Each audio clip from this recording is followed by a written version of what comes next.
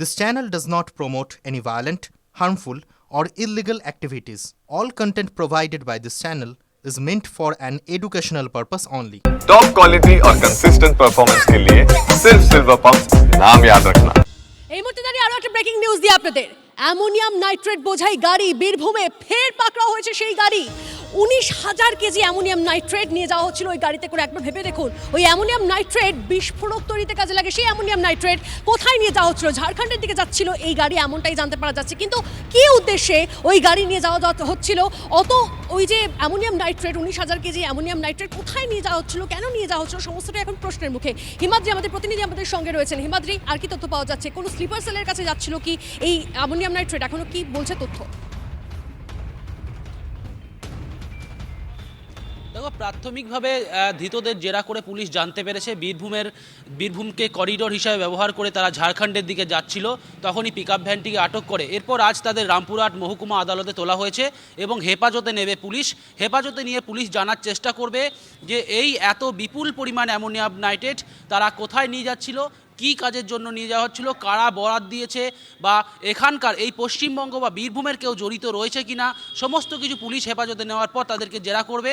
প্রাথমিকভাবে পুলিশের যেটা অনুমান যে ঝাড়খণ্ডে নিয়ে যাওয়া হচ্ছিল, তার কারণ বীরভূমে একাধিক জায়গায় পুলিশের কিন্তু নজর রয়েছে, কড়া নজর রয়েছে। মুখ্যমন্ত্রী নির্দেশ দিয়েছিলেন যে বীরভূমের একাধিক থানাকে মুখ্যমন্ত্রী বলেছিলেন সতর্ক হওয়ার জন্য। তারপর কিন্তু নাকা তল্লাশি চলছে বিভিন্ন জায়গায় এবং এই পরশু দিনকে 16,000 কেজি অ্যামোনিয়াম নাইট্রেট এবং গতকাল সন্ধ্যায় 3,000 কেজি অ্যামোনিয়াম নাইট্রেট উদ্ধার হলো। কারণ পাথর ভাঙার কাজে যদি এই অ্যামোনিয়াম নাইট্রেট আনা হতো তাহলে এত বিপুল পরিমাণ অ্যামোনিয়াম নাইট্রেট কিন্তু পাথরের কাজে ব্যবহার করা হয় না, আর এই বেআইনিভাবে এইভাবে এত বিপুল পরিমাণ আনা হয় না বীরভূমে, সেই রেকর্ড বলছে। কিন্তু এত বিপুল পরিমাণ কি কারণে ঝাড়খণ্ডে নিয়ে যাওয়া হচ্ছিল? কোনো কি নাশকতার ছক, নাকি এগুলিকে ঝাড়খণ্ডে স্টক? কারণ 19,000 কেজি নাইট্রেট দুদিনে উদ্ধার হয়েছে, সেটা একদমই কম নয়। অবশ্যই আমাদের গোটা বিষয়টার দিকে নজর থাকবে। তোমাকে অনেক ধন্যবাদ দীপাঞ্জন চক্রবর্তী। এই বিষয়ে তার সঙ্গে আমরা কথা বলেছিলাম, কি বলছেন তিনি শোনাই আপনাদের। অ্যামোনিয়াম নাইট্রেট যেহেতু অক্সিডাইজারের কাজ করে, অত্যন্ত জ্বলনশীল বস্তুকে এই প্রক্রিয়াটাকে ত্বরান্বিত করে, সেটা যে কোনো জায়গায় কিন্তু নর্মাল এক্সপ্লোসিভের সঙ্গে ব্যবহার করলে তার ইম্প্যাক্ট বহুগুণ বেড়ে যাবে। দ্বিতীয় প্রশ্ন, যেটা ধরা পড়েছে 320 বস্তা এবং প্রত্যেক কটা বস্তা 50 কিলো করে, 16,000 কেজি। তৃতীয় যেটা, অন্ধ্রপ্রদেশ থেকে যাচ্ছিল ঝাড়খণ্ড দেওঘর, সেখানে বাংলায় ঢুকে এটা যদি যুক্তি দেয় পুলিশ যে অন্ধ্র থেকে ঝাড়খণ্ড যাচ্ছে, বাংলায় ধরেছে, বাংলায় ঢুকবে কেন? কোনো বর্ডারও নাই। কোথায় ঝাড়খণ্ড থেকে বীরভূম হয়ে কেউ দেওঘরে যায়? আপনি তো নিশ্চয়ই মুম্বাই হয়ে দিল্লি যাবেন না যদি আপনার গন্তব্যস্থল দিল্লি হয়। তো পুরো ব্যাপারটা রহস্যজনক এবং অত্যন্ত চিন্তার ব্যাপার। হতে পারে এর মধ্যে স্লিপার সেলের লোকজন ইনভলভ রয়েছে। অন্যদিকে পায়ের তলার মাটি হারিয়ে গেলে অনেক সময় আস্ফালন বাড়ে। কতটা বাড়ে? ইউনূসের দুষ্কৃতী বাহিনীর লাগাতার আস্ফালন সেই ছবিটা সামনে আনছে। বারবার ভারতে অনুপ্রবেশের চেষ্টায় হামলা চলছে। কড়া প্রতিরোধ বিএসএফ এর তরফ থেকেও। টিভি9 বাংলার হাতে চাঞ্চল্যকর রিপোর্ট এসছে। গত 6 মাসে ভারত বাংলাদেশ সীমান্তে বিএসএফ এর ওপর 877 বার হামলা চলে। রিপোর্ট বিএসএফ এর দক্ষিণবঙ্গ ফ্রন্টিয়ারের। আমার সহকর্মী সায়ন্ত আমার সঙ্গে রয়েছেন এই মুহূর্তে। সরাসরি সায়ন্তর কাছে আমি জানতে চাইবো, সায়ন্ত, এখনো পর্যন্ত এই রিপোর্টে তাদের আস্ফালনের এবং বিএসএফ এর তরফ থেকে বিষয়টাকে প্রতিরক্ষা করার কোন কোন ছবি রিপোর্টের সামনে আসছে? দেখো, রিপোর্টে যেটা সামনে এসেছে সেটা হচ্ছে যথেষ্ট উদ্বেগজনক। কারণ তুমি যদি দেখো, শেখ হাসিনা সরকারের পতন ঘটেছে আগস্ট মাসের মাঝামাঝি সময়। সেই সময় থেকে ফেব্রুয়ারি মাসের প্রথম দিক পর্যন্ত 877 বার হামলা হয়েছে বিএসএফ জওয়ানদের উপরে, এবং প্রত্যেকটা হামলার হয়েছে কিন্তু বাংলাদেশের ভূখণ্ডের দিক থেকে আসা অনুপ্রবেশকারী এবং চোরা কারবারিদের হাতেই। প্রত্যেক হাতে ধারালো অস্ত্র বা অন্যান্য ছোটোখাটো অস্ত্র ছিল। কিন্তু আরও একটা বেশি উদ্বেগের, সেটা হচ্ছে মালদহ মুর্শিদাবাদ রেঞ্জ। এই রেঞ্জের উল্টো দিকে আছে বাংলাদেশের দিকে চাপাই নবাবগঞ্জ।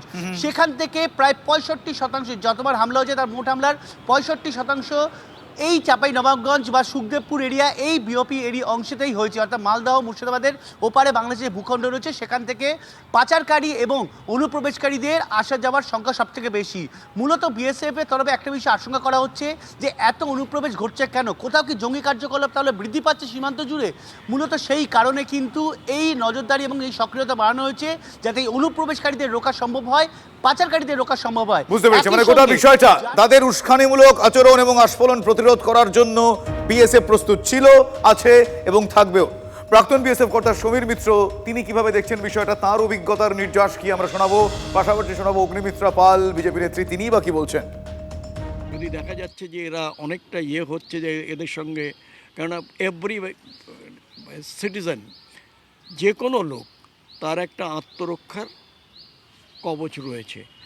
এখন তাকে যদি কেউ ভালা ছুঁড়ে মারে, কেউ ওই দা ছুঁড়ে মারে, তার জীবন সংশয় রয়েছে, সেখানে সে গুলি চালাবে। একটা সব জায়গার একটা লক্ষ্মণ রেখা থাকে, সবাই একটা লিমিট অফ পেশেন্স থাকে। তারপরে গিয়ে যদি দেখা যাচ্ছে আমাদেরই উপর করে যাচ্ছে বাইরে, তখন তাদের কিছুটা শিক্ষা তো দিতেই হবে। পশ্চিমবঙ্গের ইন্টারন্যাশনাল বর্ডারে বিএসএফের ওপর, যেটা ভারতবর্ষে, যেটা কিন্তু বাংলাদেশের কোনো ইনস্টিটিউশন নয়, সেখানে আমাদের মুখ্যমন্ত্রী মমতা বন্দ্যোপাধ্যায়ের কী রোল, তার পুলিশের কী রোল, মুখ্যমন্ত্রী পুলিশ মন্ত্রীও তার কী রোল? শুধু রোল যে ঠিক হয়েছে, বেশ হয়েছে, মজা দেখি, এটাই তো রোল।